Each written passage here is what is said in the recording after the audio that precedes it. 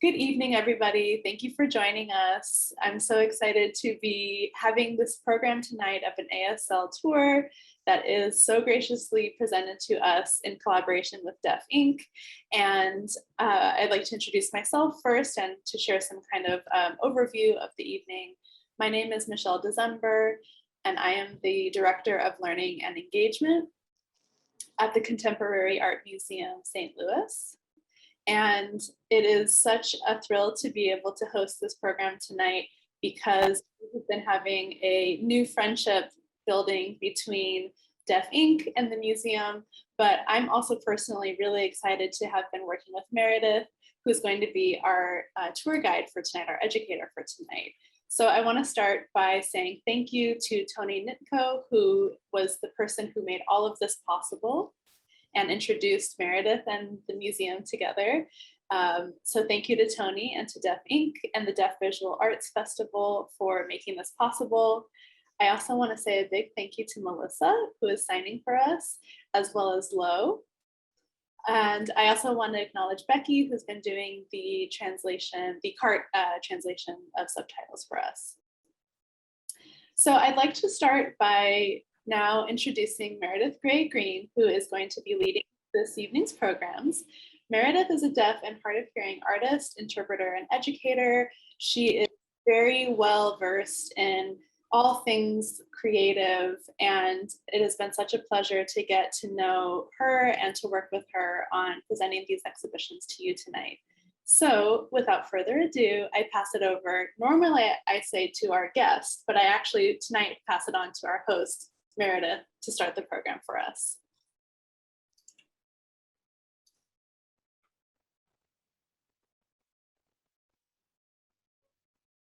Hello, everyone. Thank you for this opportunity. Thank you, Michelle and Tony.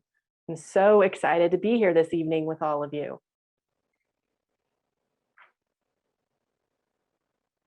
So I want to share a little bit of the background of the museum before we start in on the exhibits. So this is the Contemporary Art Museum of St. Louis, and it was founded by a group of civic and cultural leaders in 1980. The organization transformed from a small gallery into our current 27,000 square foot building in 2003. And we are a non-collecting gallery, which means that we don't have a permanent collection. And instead, our exhibitions change out each season. This really keeps it very nimble.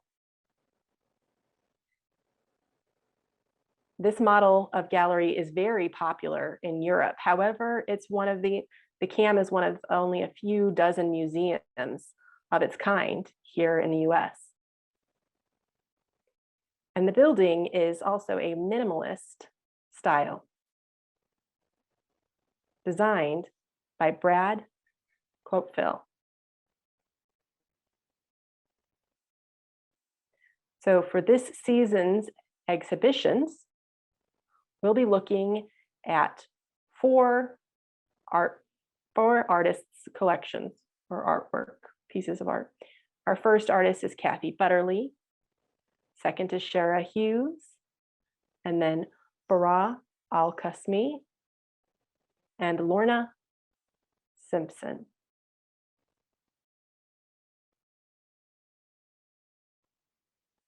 So all four of these artists masterfully manipulate formal qualities of art, including color, line, shape, texture, and composition.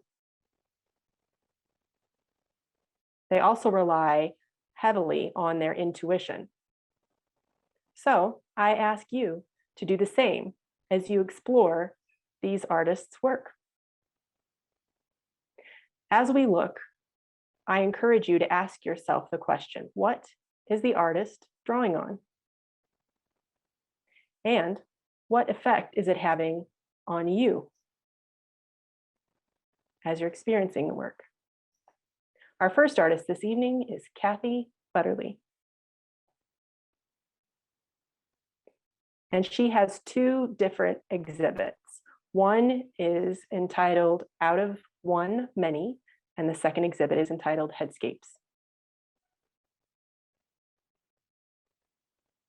And we'll be looking at a lot of work from over 2 decades of Kathy's sculptures.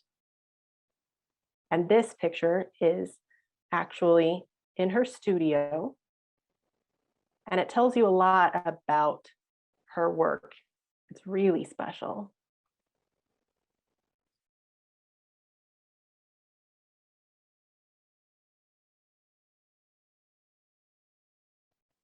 So actually, I'm curious, what is your favorite part about this piece before I start sharing my thoughts?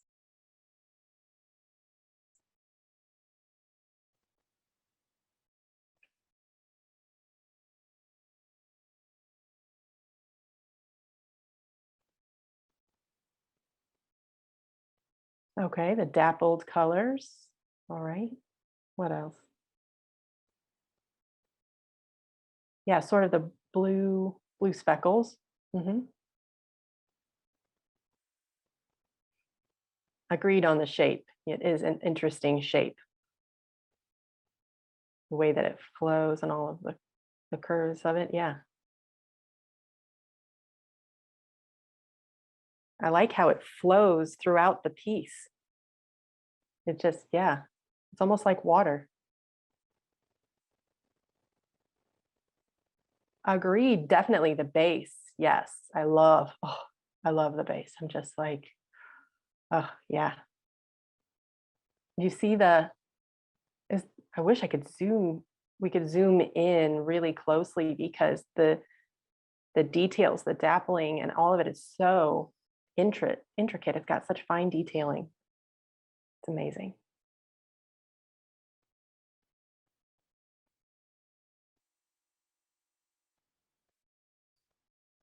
So again, this piece has its own personality. And the title of this piece gives us a bit of a clue about it.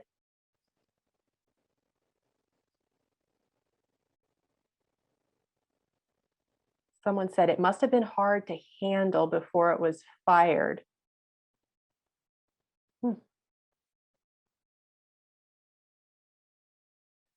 So I don't know much about crafts, but yeah, and I mean, because imagine if it was wet it would be wet while you're working with it. I would be afraid it would collapse. And then the glaze makes it look like it's still wet now, but I mean, it's really, really dry, of course, before it's fired. But yeah.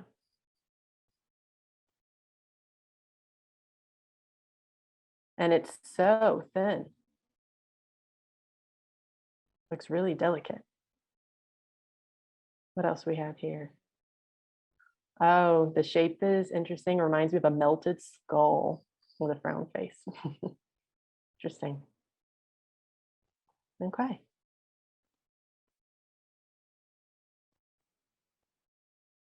What else do I have to share? Oh, she actually created this work right after 9/11.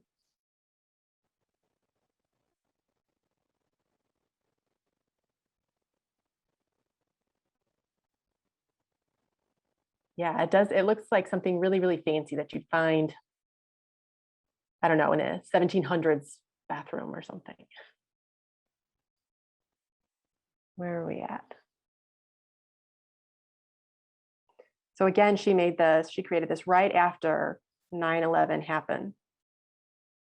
So it was 20 years ago now. And she was working with an opening, focusing on inside and outside, paying attention to both the inside and the outside.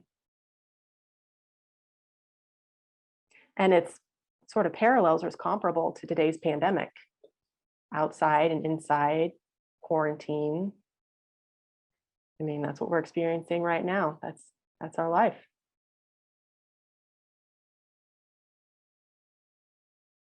All right.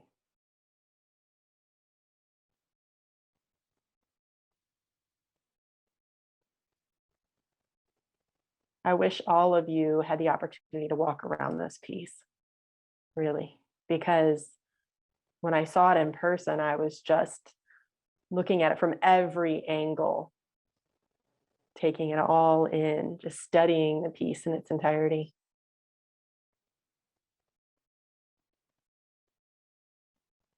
So this is from her second exhibit entitled Headscapes. And so these are a bit larger, more the size or shape of your head, to give you an idea of the size. So instead of working with a cup form, like a pint cup in the last exhibit that you looked at, this is more like a fish bowl or a vase that she started with. And she even bought a vase from West Elm, well, borrowed that shape of the types of piece you would find.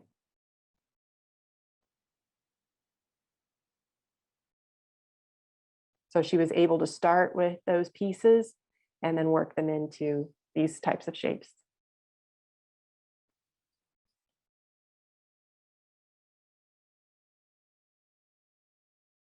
So let's talk a little bit more about her process.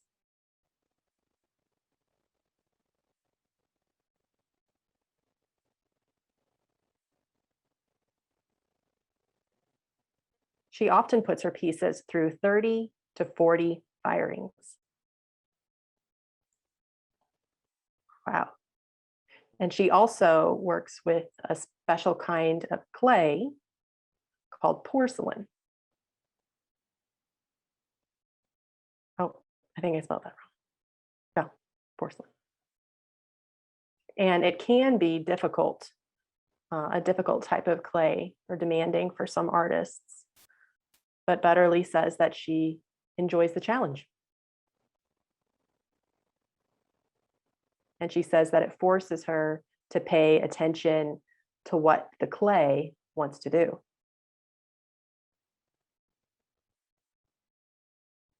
And her kiln is set to 2,200 degrees for her firings.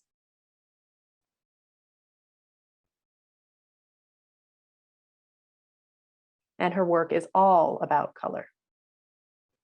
It's a huge part of each of her pieces of work, each of her works.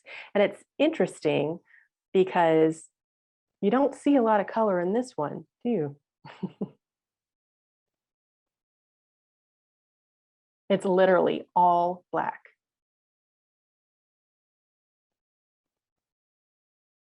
But it's interesting because she works with her pieces almost as a painter would.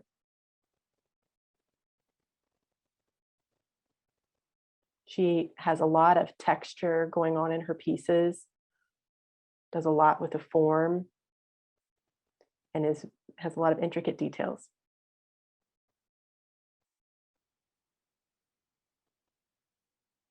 Even though this piece is entirely black now,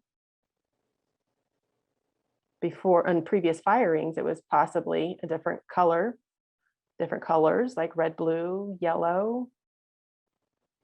And she does things like putting down a bright yellow first under paints to give the sense of a glow. And as she goes through the firings, it changes the coloring and the texture of a given piece by the way that the chemical reactions are happening with the glaze that's placed on the piece and the different materials that are in each of the glazes. All right.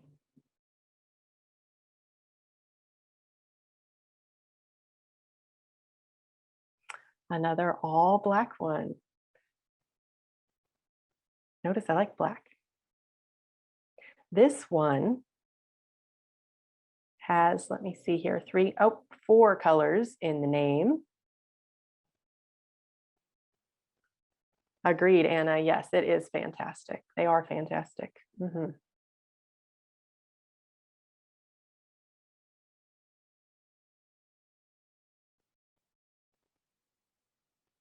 So now, what does this piece remind you all of? Let's see.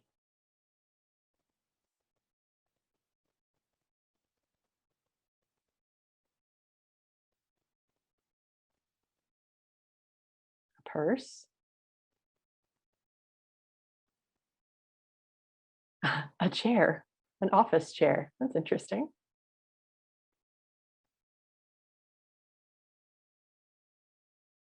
Okay, a horse saddle. You guys are creative. A chair. I see a heart, actually. A black heart. Mm. Oh, boxing glove. Okay.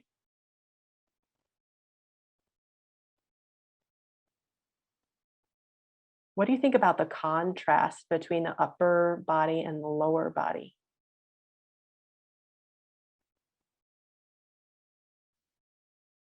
Oh, which is cauldron. Okay, I can see that.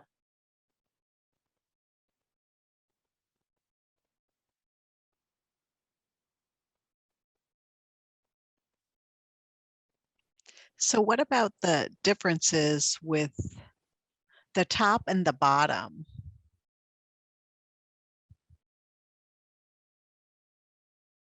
You can see the smoothness and then the roughness, and then the bottom is strong and shiny. So compare those two.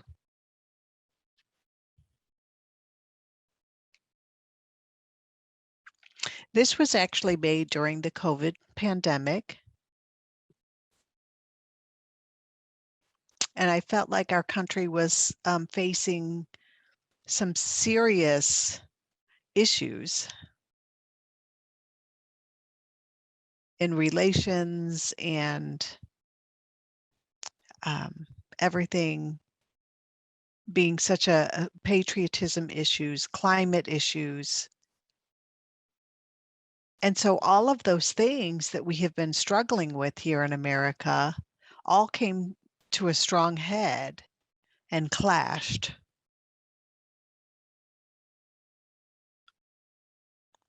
And so she was really suggesting sometimes it's hard for us to see. Originally, this piece was extremely colorful. And then after the firing happened, it became completely black. And that made Butterly really think about it. And she started to analyze, and currently in her life, what's happening. She started to try to figure out how things are happening. What are the nuances that she saw? And then reflecting and deciding to accept and deciding there's nothing wrong, there's nothing to be thrown away. It's just a time to focus on yourself, analyze what's happening, see what's happening, and what can it become. If something is completed, she said she knows she doesn't have to do anything more. It's completed. It's decorative. It's complete. It's good enough.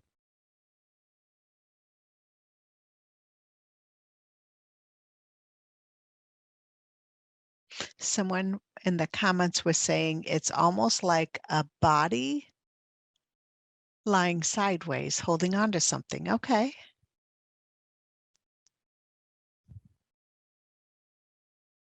I wish I had a 3D model so I could actually turn it around and show you all the perspectives of the entire thing so you could see inside and everything. But there's so many details within the sculpture itself. I mean, it's just amazing for you to, if you could look all the around and interact with the piece. Oh, great. Yeah, there's another angle for you. Thank you.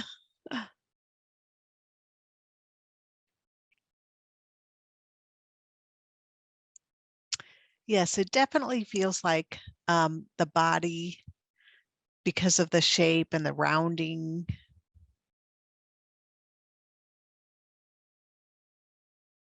I'm wondering, yeah, what that little swirl in the middle actually is. Oh, somebody asked how large it is. 9.5 inches tall and 6 3/4 wide, approximately. Yeah. There's measurements on the bottom of the slides. I don't know if you could read those numbers, but the first one is probably for the height. And then the width, and then I believe the base.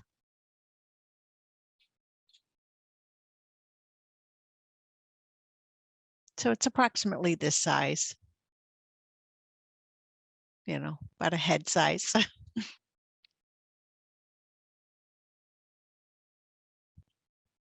Okay.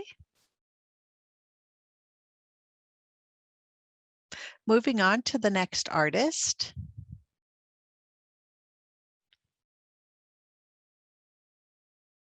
This is Shara Hughes.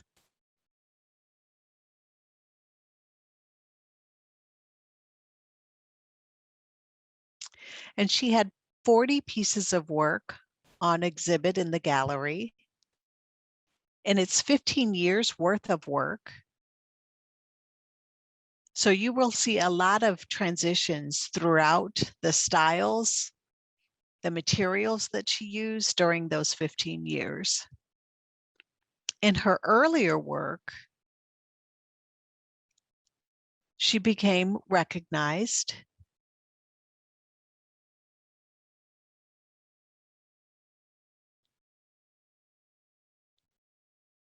And she felt like the process was being suffocated, and the style was becoming too popular, and so she became suffocated by that. And she decided to try to do other experimentations and make representational works driven by that experience. And that became her style. She uses extremely colorful and inventive paintings and pictures that are neither real nor imagined places. It's sort of an in-between world. So as we start looking at her different pieces, her body of work, we start to understand she'll have 3 different categories, and you can identify your visceral sensations within those 3 categories. Now, this painting is called a Peep Show. You can see all the glitters that's spread throughout the outside. And I think that that's ink that's being used. So when you use ink and you drop it on the page, it spreads out. And so it's just drop after drop with the ink spreading out. Someone said it looks like a colorful forest full of mushrooms.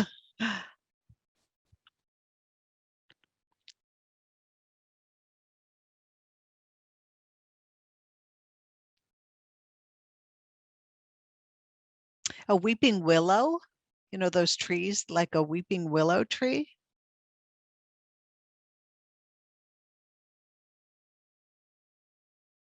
So the interesting thing about her process,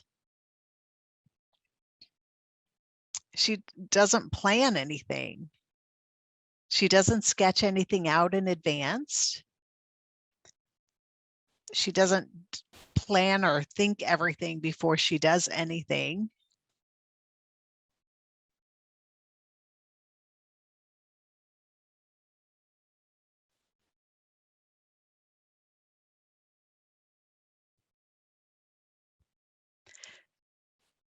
So she doesn't work with anything. She doesn't decide what size it's going to be. She is not consistent in anything that she does. It's whatever inspires her in that moment. That's what she does.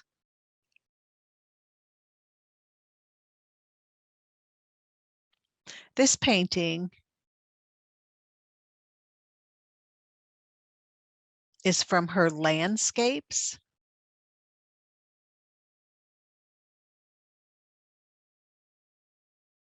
And at this time, maybe she was using something maybe on the ground and just dropped it on the ground where the canvas was on the ground and used different dyes. And then let those dyes layer and layer upon each other and let the colors just continue. So you can see which one comes to the foreground, which one goes to the background. It sort of changes as it goes around, as you're looking at the canvas. And at first you might have seen mushrooms, but if you continue to look at it, other shapes might come out for you.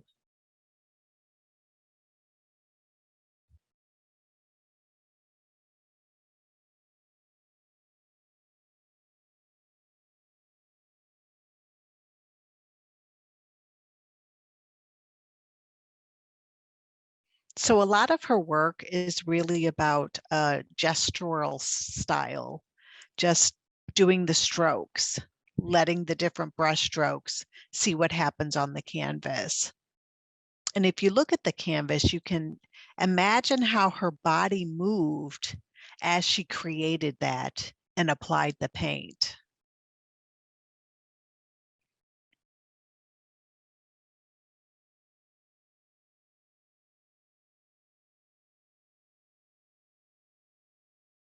Someone said that they love the colorful and how colorful it is. Yes. It's easy to just get lost within the painting. I mean, to me, if you're not ready to move on, we don't have to, or are you ready? We could continue to discuss this piece if you'd like. There's more. We have more things to look at.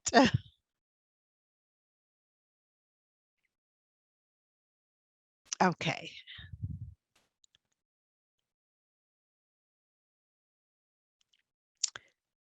So this title was probably given after the piece was completed. And this painting was from her second category, flowers. And this piece kind of looks like a portrait of a flower.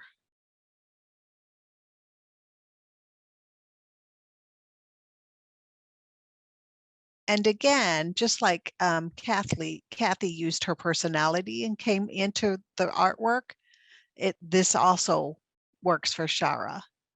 So the portrait of a flower with its own character, with its own personality.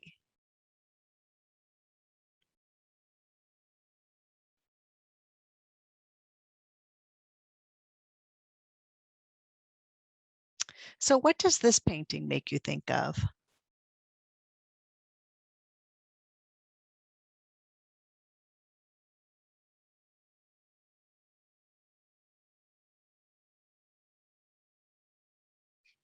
Yes, somebody said it makes them feel like a tiny person walking through the grass and looking up at the flowers. Something from another planet, maybe an alien life form. Sure.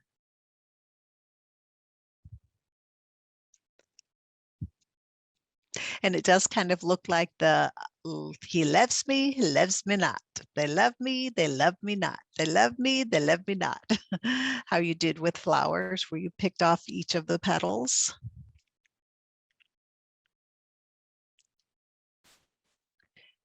So it does give you a little bit of tension.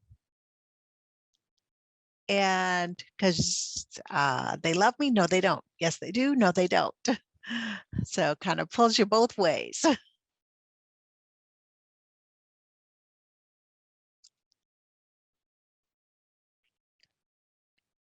So the exhibit as a whole, as I said, there were 3 categories. And for the entire exhibit was called On Edge, as if you're standing at the edge of a cliff looking over. So that gives you a feeling of tension also.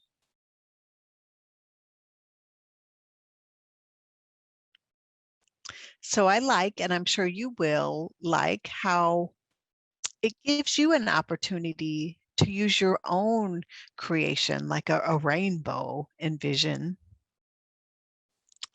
Your own imagination can be used. You could create whatever story you wanted that you think is happening within the picture.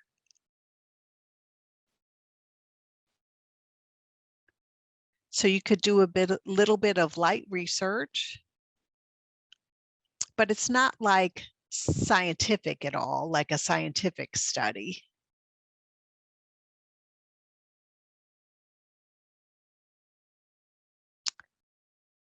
So what do you think Shara borrowed from in creating some of her pieces?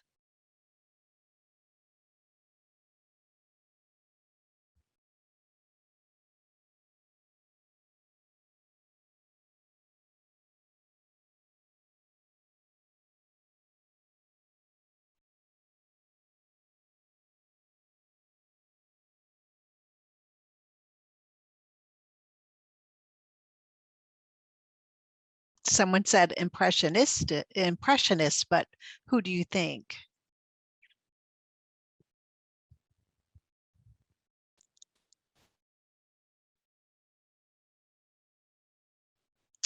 So sometimes it looks like, I look at her work and I think that she might have been inspired by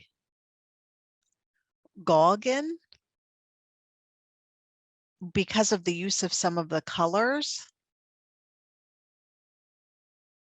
And really in the way that her form is used, the flow of the piece, and her composition and the feeling, including the leaves and the flowers. Someone said they love it. I love it too.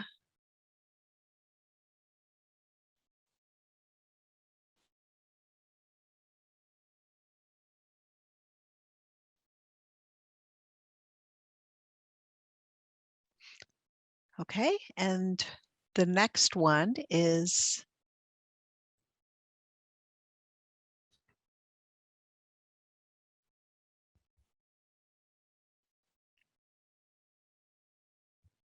it's very bold colors. Yes, somebody said that. Yes, it is very dark.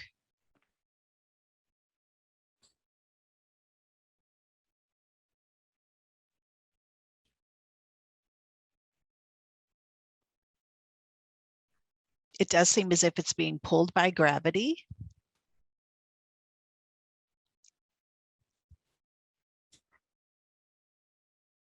It does have an O'Keeffe vibe to it for sure. Yes, agreed.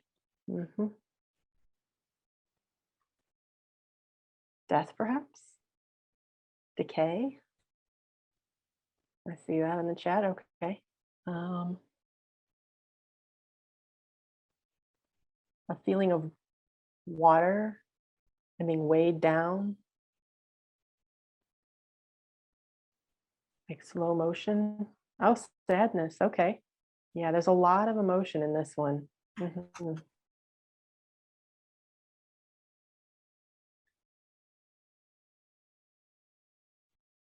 Someone said like birth. Okay. Yeah.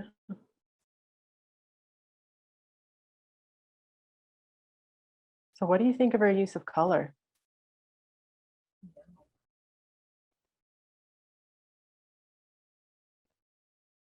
Fabulous. Okay, agreed.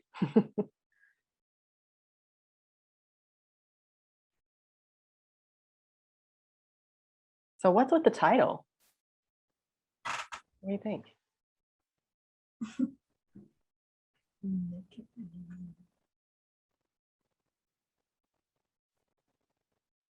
It's really intense. Agreed. Yeah.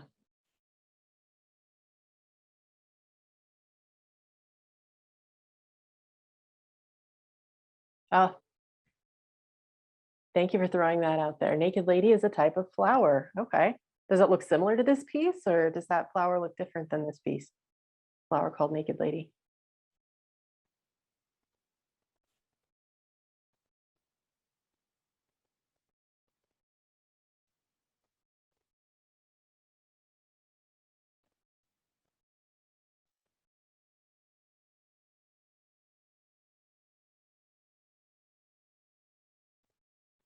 Oh, pink. Okay, Naked Lady's flowers are pink. Okay. Oh, we have to hurry up a little bit here. So let's move forward.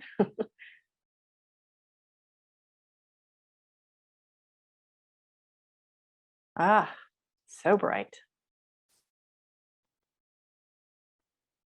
So this one is titled Big Light, as you can see. So the last category of her work is suns.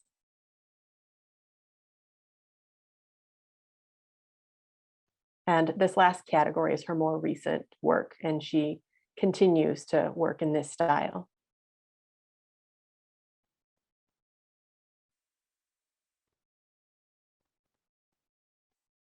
Have any of you tried to paint a sunset before? I'm curious. If so, have you noticed with blue and yellow, sometimes you can come up with a bit of a green color with the use of those two? And if you look at a real sunset, sometimes you will see a bit of a light green. It's strange, or I do anyway.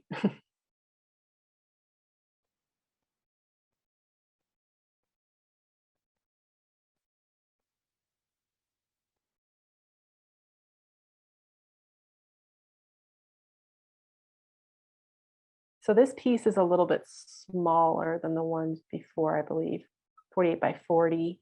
So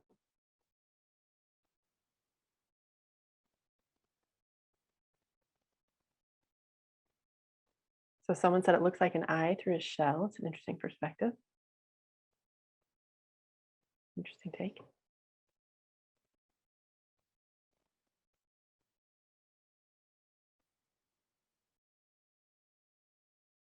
Okay, we're almost at the last one.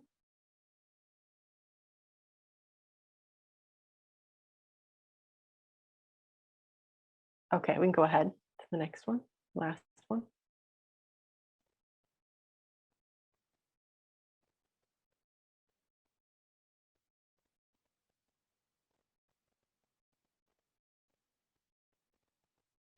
This one is called No One Way 2. So this is actually not a painting. This is a print, this piece.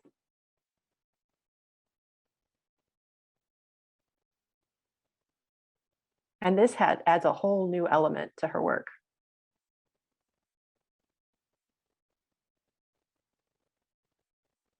And it's important to say that there's no sketches for her painting, which presents a challenge. You have to move quickly when you're working in ink like this.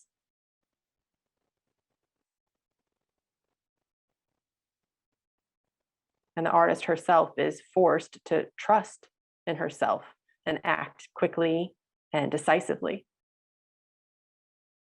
And this type of work is called monoprint. Oh, and someone in the chat asked me to explain a bit. So with printing, it is different from painting because it's on paper for one, first of all, heavy, thick paper, but on paper. And then they will use either water-based ink or oil-based ink. And oh yeah, she doesn't say what type of ink is used here. I was trying to look at the piece. Perhaps water-based. Simply because of how the colors are so fluid and blended. They don't appear to be thick. There doesn't appear to be any thickness. So I would think oil-based. So with a monoprint, that means it's a one-time print. So you only get one chance. With other forms of printing, you can run the same print to get multiple copies. But with this, it's only once. And again, I'm not an expert, but I believe how it works is she paints on the surface and then lays down the paper. And then she has a fabric that's really heavy. And then she cranks it through, I believe. I think that's how it goes. If that makes sense.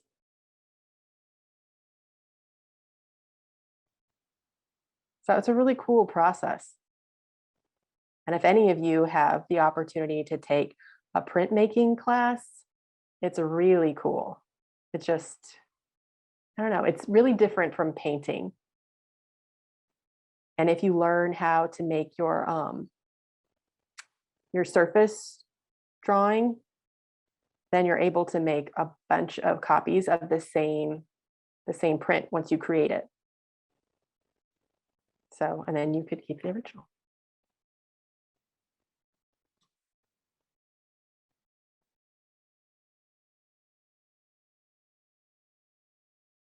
All right, next.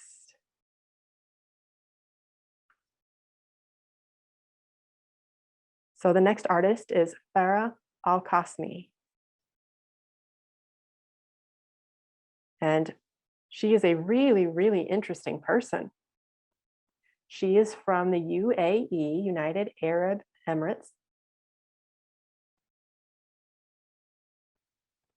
And then she moved to the US, I believe to New York. And she lives there currently. And her father is from the UAE. And then her mother is Lebanese, from Lebanon. And her mother's family immigrated to the US back in the 1950s. And that made her really interested in culture and the hybridity and blurred lines between different cultures. So we're going to look at one big work from her, and I'm talking big. All right. So you can see it's massive. It is a wall. And it is actually, well, it's called an installation. Being such a large piece, it's called an installation. And it's various photographs from her family photo albums during COVID, being stuck at home, quarantining with her family, with her parents. Out of sheer boredom, she began looking through the family photo albums. And that's how it began.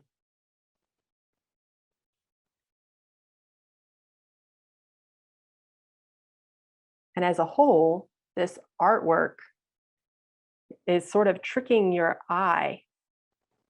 It's trompe-l'oeil. Oh, that's a good question. Let me see here.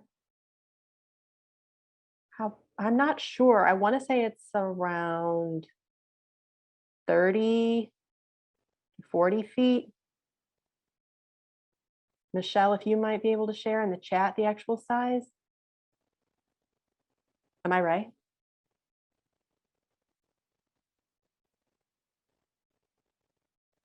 Okay. So you have to see it for yourself when you're able.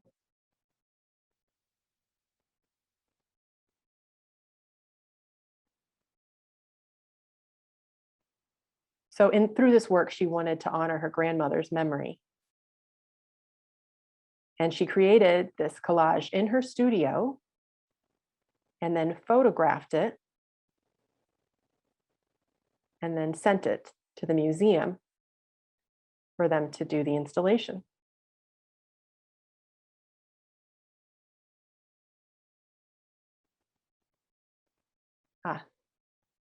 Thank you, Misa.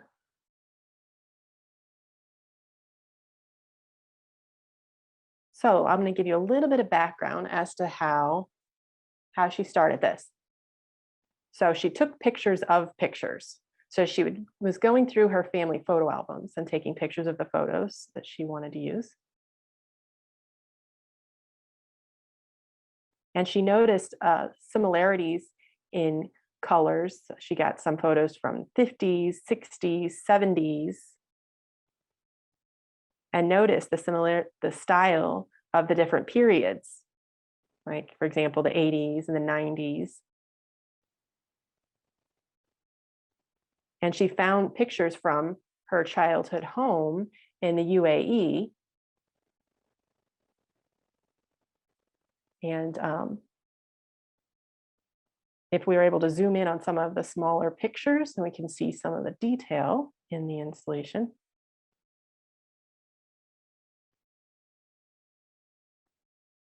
So Sinyiko, why did she choose pink?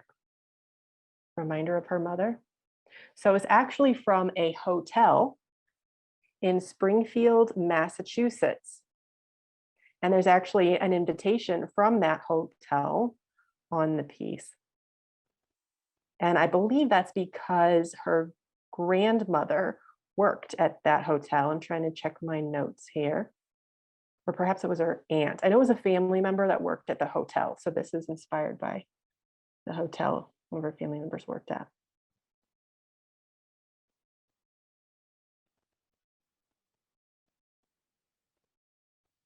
And so this really calls attention to what immigrants were facing in the United States way back when coming to this country.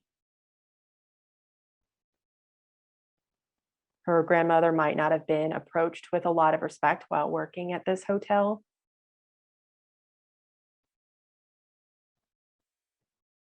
All right, next.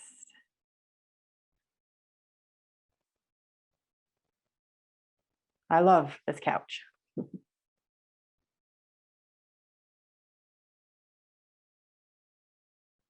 And this is more of a street photography style.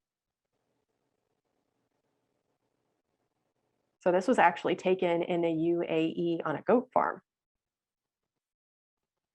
And this was just a random picture, a random photo. It wasn't staged. It was just a shot that she took. And the goat is actually on the couch.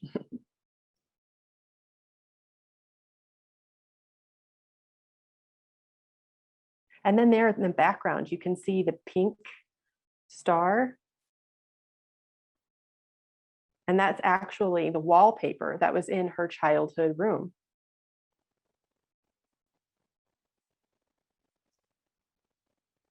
And she didn't appreciate it way back when, but now looking back, she in fact appreciated the memory of home in that wallpaper.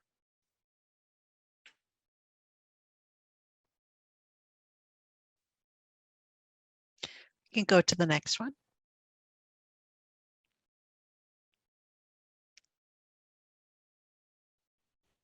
This is the last artist we're going to speak about, and her work is difficult to see because you have to go during a specific time.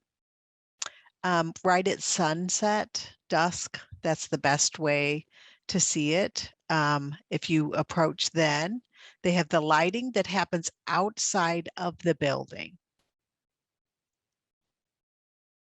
And it's lit from dusk to dawn. Her name is Lorna Simpson.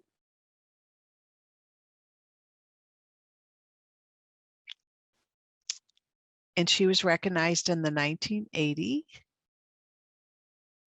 And she used a conceptual approach to photography. And her goal was to challenge and negotiate within the language. And you can see two pictures with the movement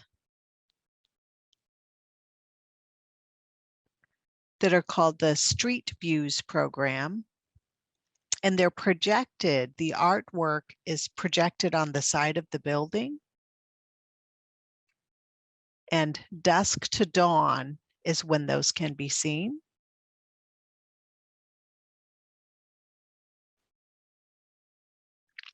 So it's like a collage in the way she takes pictures of people from magazines, such as Ebony and Jet.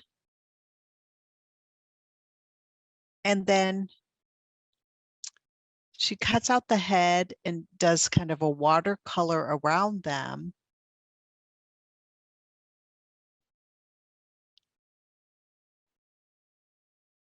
And uses the animation to make it become a GIF.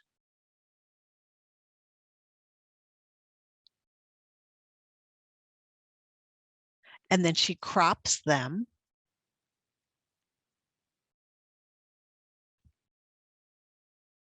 Okay, let's look at some of her things.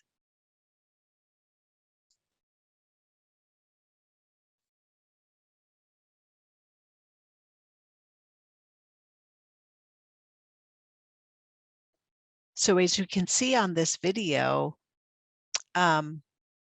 it's not from the actual outside of the building. It was from her portfolio.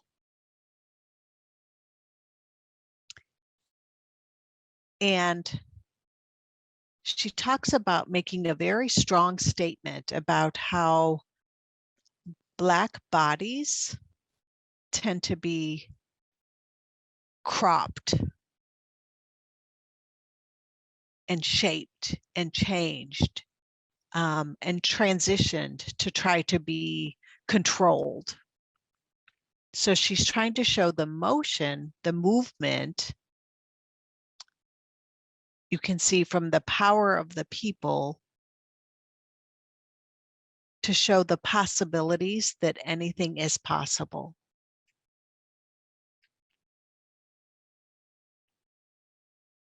So can you imagine the woman in this picture? Her hair would have looked different than what it actually looks like in the magazine. You know, they crop it, they force it to be less, not to be Afrocentric.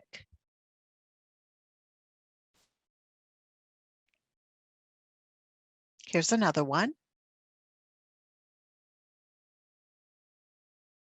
And you can see the style, how the hair is really cropped around the face. So it was a very close shaved hair, sculpted on the head. And then she adds the color so that it can become what the hair would really look like.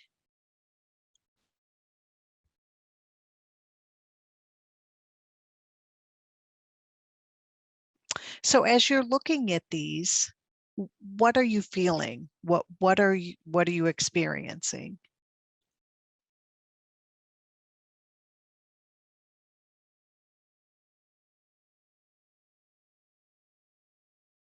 Power, okay, being empowered. Ooh, someone said they feel the fire inside. It looks like the fire is coming out.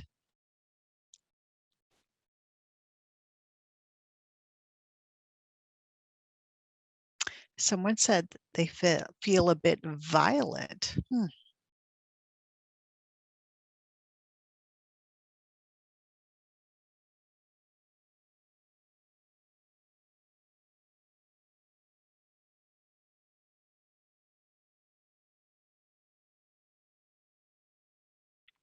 Any last comments anyone want to throw out?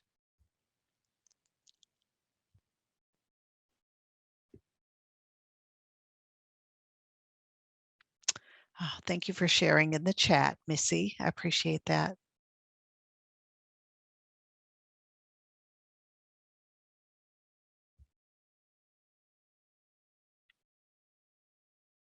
Yeah, it's kind of reality and possibilities.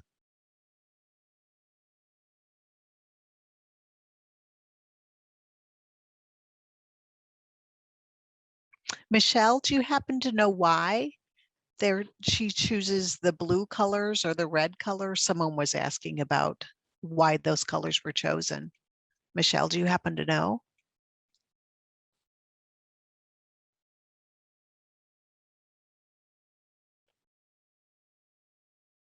Okay, so she does use a variety of colors.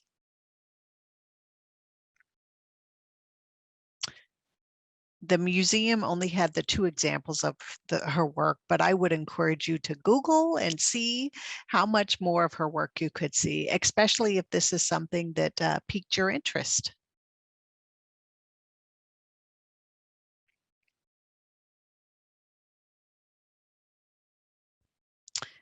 With that, I would like to go ahead and open it up.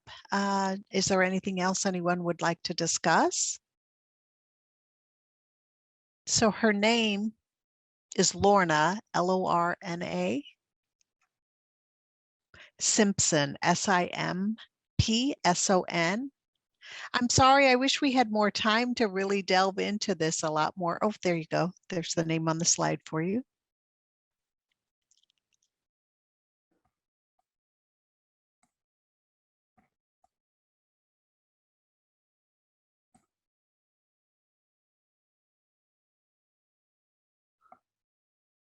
Oh, thank you all.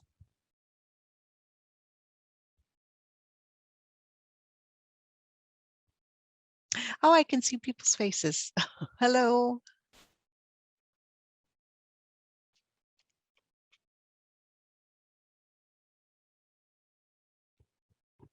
Thank you for coming.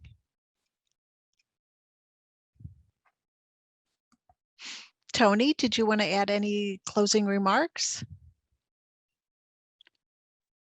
Yeah, This is I'd just Tony. like to thank everyone for coming out and attending our ASL tour of the Contemporary Art Museum of St. Louis.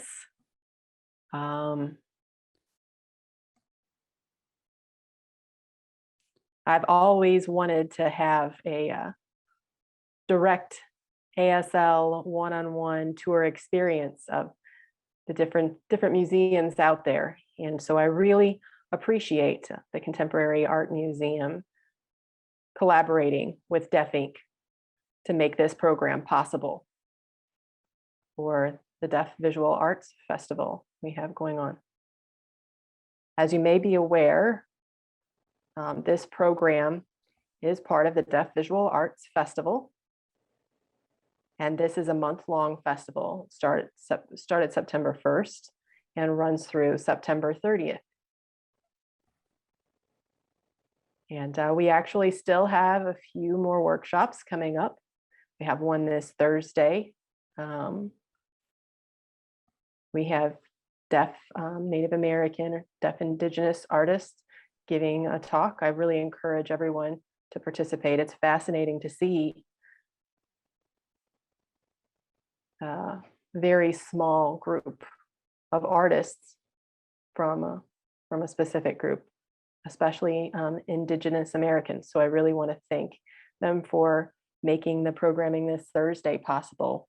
You're able to check out our website if you're interested in attending more events for the festival, the other workshops and presentations we've got coming up.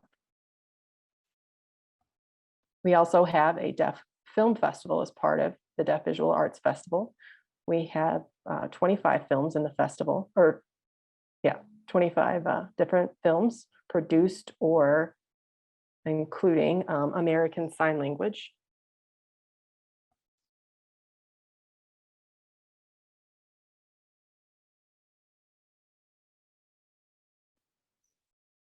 And so it's really, there are so many things that are offered.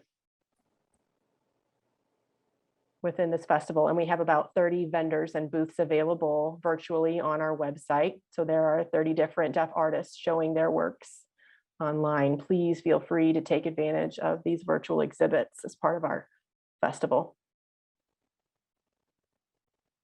And before I move on any further, I would really like to thank Meredith for hosting or being our guide on the tour this evening. This is her second ASL tour she has given. So she did a wonderful job. And I want to see more from you in the future, Meredith.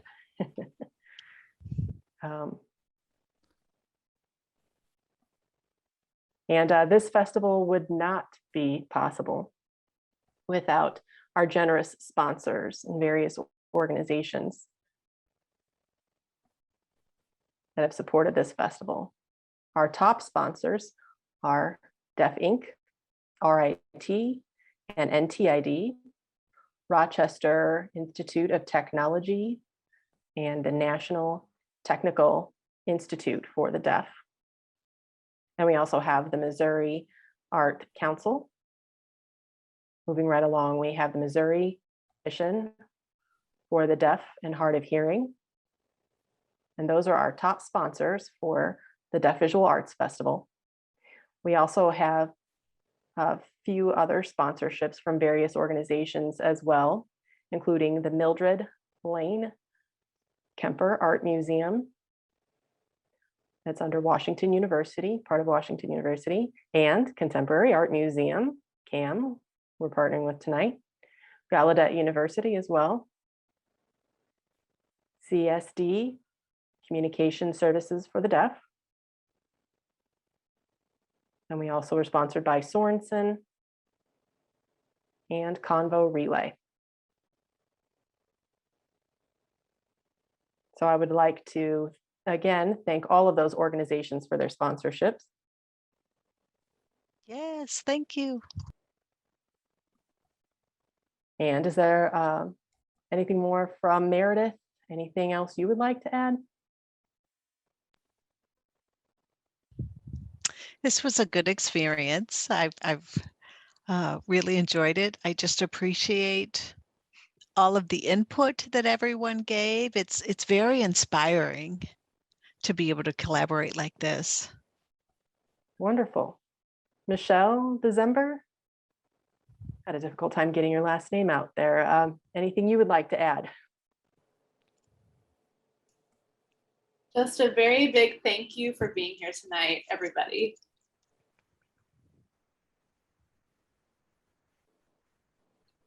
All right, great. Thank you, Michelle. I really appreciate it, Meredith saying. Yes, this was a wonderful collaboration. So I want to thank everyone again for coming this evening. And we will see you next time, perhaps Thursday. So long. See you all next time, Olivia. Bye-bye.